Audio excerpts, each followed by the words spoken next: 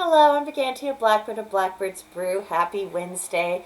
Thank you for coming to this week's installment of Journey Through the Tarot.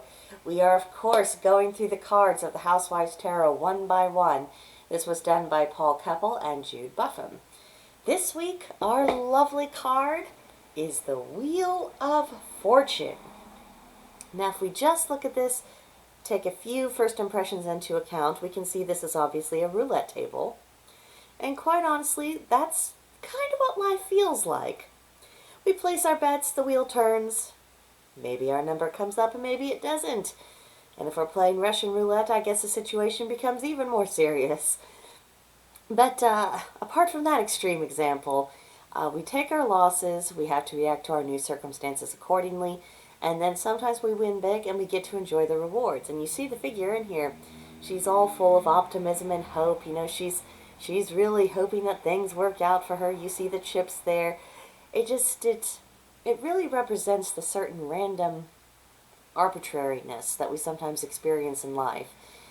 Sometimes we do everything we possibly can to succeed, and then, you know, through no fault of our own, things go very, very badly.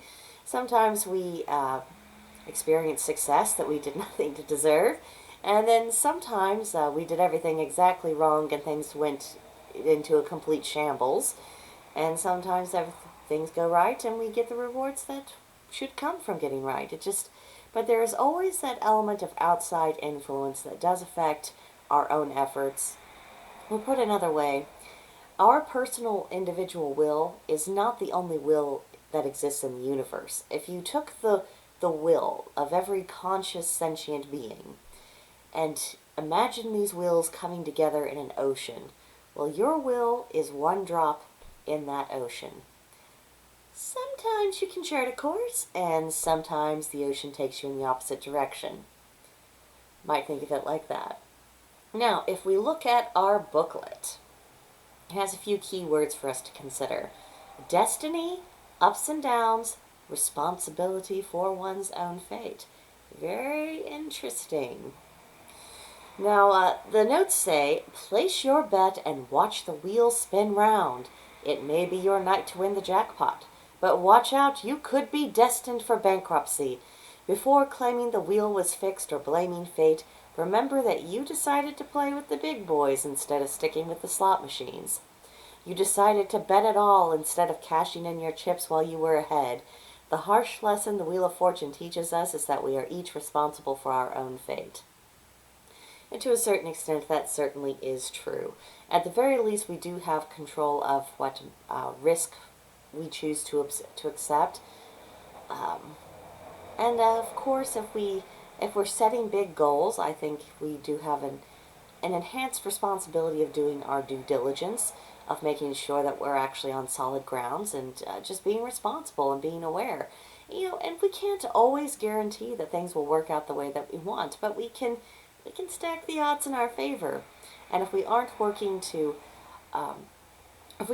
towards our own success, if we're expecting it to just kind of happen while we passively don't pay attention to anything, well, can we really whine and complain when, you know, the wheel spins around and it just doesn't land the way we wanted it to? Well, were we doing anything to influence how it was turning? Just something to think about. Now, when the wheel appears in a reading, this can indicate that the die is cast. Things are now in motion, it will travel as it will, and your job is to hang on and to adapt to how events naturally evolve from this point forward until you get to a point where you can reassert your control in the driver's seat and then start to direct where the wheel goes. That's one thing that it can mean. Another possibility is that it's reminding us of the role we play in shaping our own lives. It's common to ignore the fact that we have agency, actual agency. That's a gift of our existence, and it's far more powerful than we ever give it credit for. In fact, part of pagan spirituality is embracing our responsibilities, not just in the sense of owning up to our mistakes, and even more importantly, correcting those mistakes. It's all well and good to identify where we went wrong, but until we take action to correct it, the job's really only half done. But think also in the sense of being gleeful and enjoying the fact that a great deal about our lives is 100% up to us. Not to mom and dad, not to our spouse, not to our children, not to our employer, not to the freaking government, not to fate, not to the gods. We are making choices. We are weaving our fate. Part of this is just making the decision to create our own happiness and to know that the ultimate source of our happiness is independent of the machinations of the rest of the world. Now the world can make it a lot harder for us to be happy, but we can still summon the will from within to create a little oasis of happiness within ourselves that cannot be touched by their grubby paws. This is really the fullest expression of our capacity of free will. It's the ability to make choices, and this is not a burden that we have to bear. It's our most precious possession. This is a very powerful card, and if it's coming up in a reading and you know that person is really struggling, this can be a source of great encouragement. It can be a reminder of you are powerful. Now, a third possibility that came to mind is that the wheel comes up when things are about to change, and this can be taken as an omen of change. Now, of course, we retain the choice of whether or not we're going to cooperate with the energy at play. Change can be very frightening. We can't always picture what the end results will be. Sometimes once we flow in the direction of the change, sometimes our agency is diminished because other people are involved and their energy is combining with ours, and you're going to get a result that is a hybridization of those energies. But on the other hand, what happened to our sense of adventure? Why do we sometimes feel such an exaggerated need to try to control everything and everyone?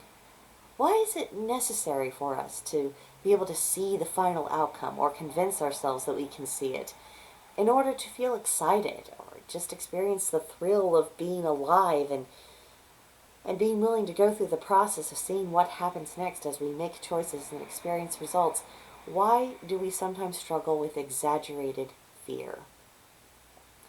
The Wheel of Fortune might be the good omen that we've been needing. It might also be a good reminder that our happiness is not dependent upon having absolute control over everything. Our happiness is not dependent upon knowing in advance what the outcome is going to be. It's not about being able to successfully predict how everyone will react and how all the circumstances will react. Sometimes it's just about being able to be and riding the waves and going along with it. A lot to unpack with this little card, isn't there? Now, next week, we will be examining the Justice card. And that mother, you can see her in the picture with the wooden spoon. I tell you, the way people have been acting just out in the world lately, it makes me want to keep a wooden spoon handy to give them a few whacks myself. But we don't do that. We live in a civilization. We can't go around beating people just because they're not acting right. So we will be talking about what the Justice card means. I think it'll be very fun. I think it'll be, it's obviously a serious card, but it also has a more lighthearted aspect to it. And I hope you will rejoin me for that. So, see you next time. Bye.